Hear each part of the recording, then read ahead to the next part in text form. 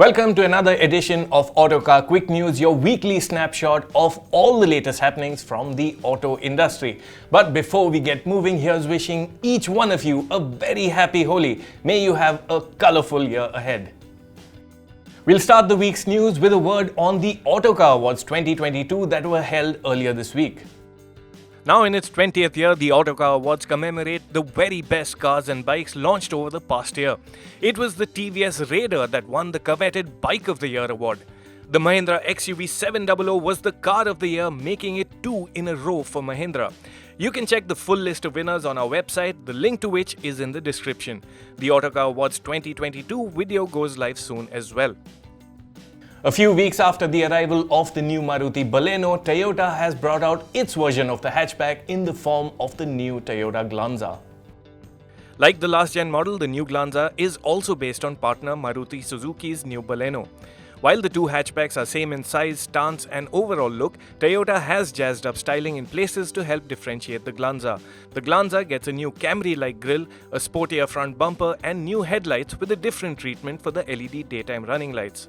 Inside, the big difference to the Baleno is the Glanza's use of a dual-tone black and beige color scheme.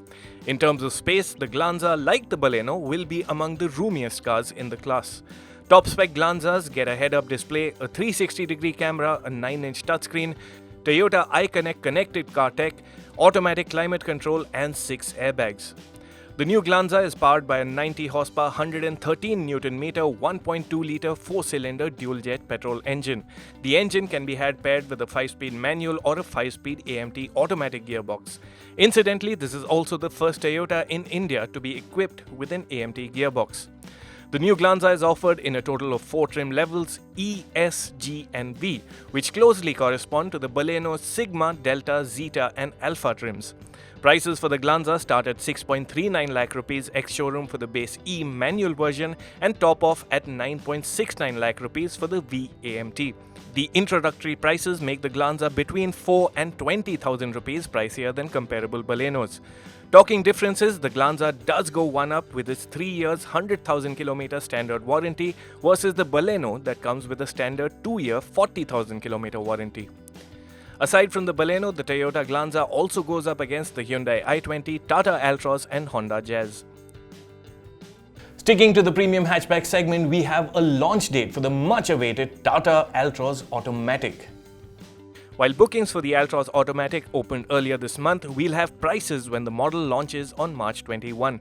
The Altroz DCA, as Tata calls it, will come with the Altroz's 86 horsepower 1.2-litre naturally aspirated petrol engine paired with a dual-clutch transmission.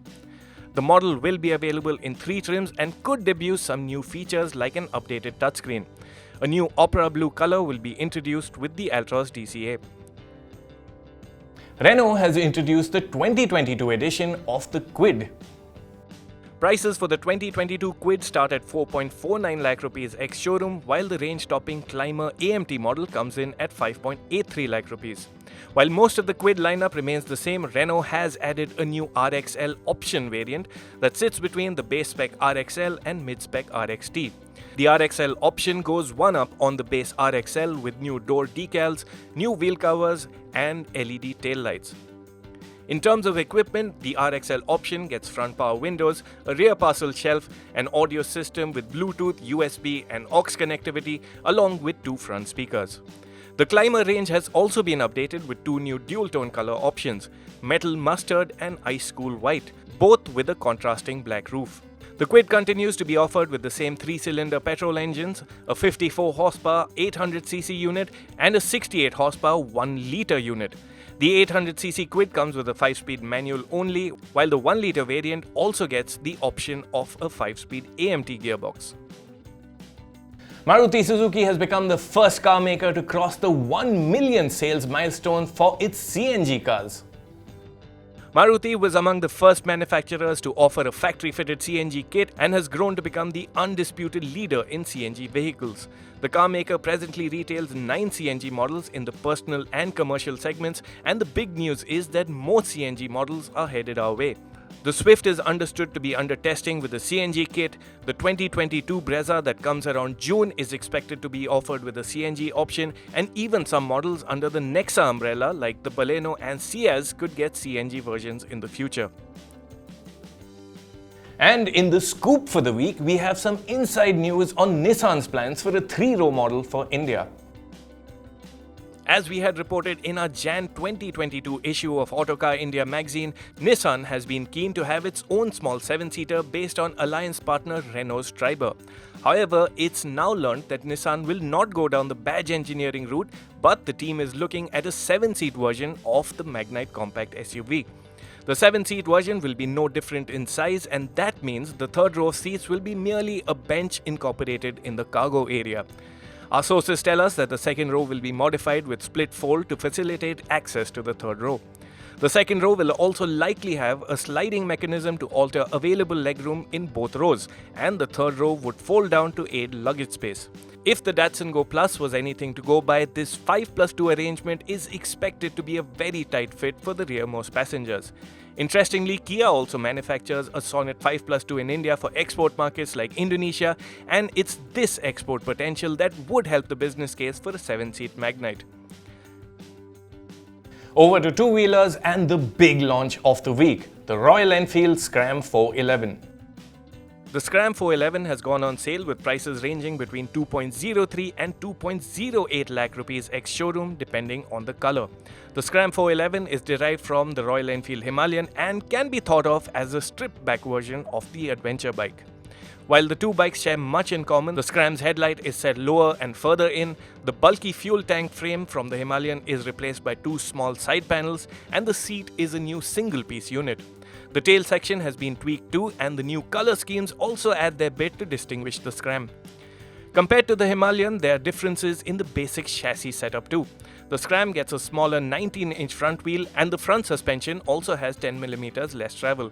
The rear shock has the same spring rate and 180mm travel as the Himalayan, though the damping has been changed.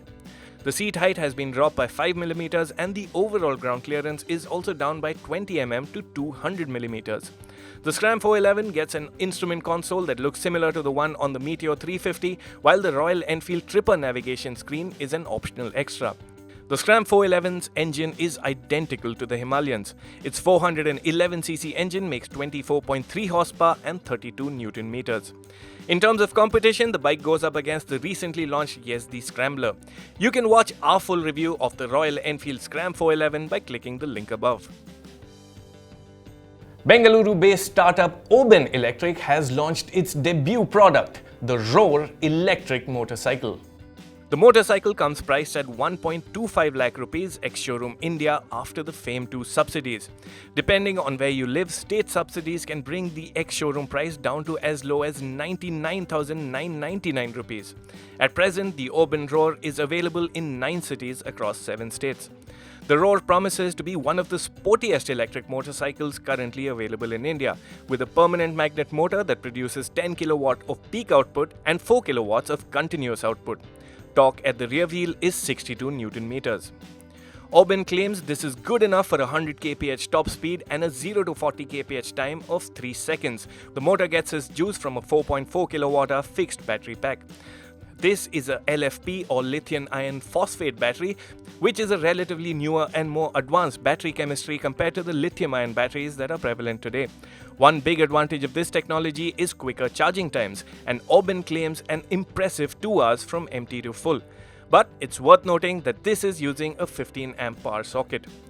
The Rorr gets 3 riding modes, Eco, City and Havoc, where top speed is capped at 50 km, 70 km and 100 km per hour respectively.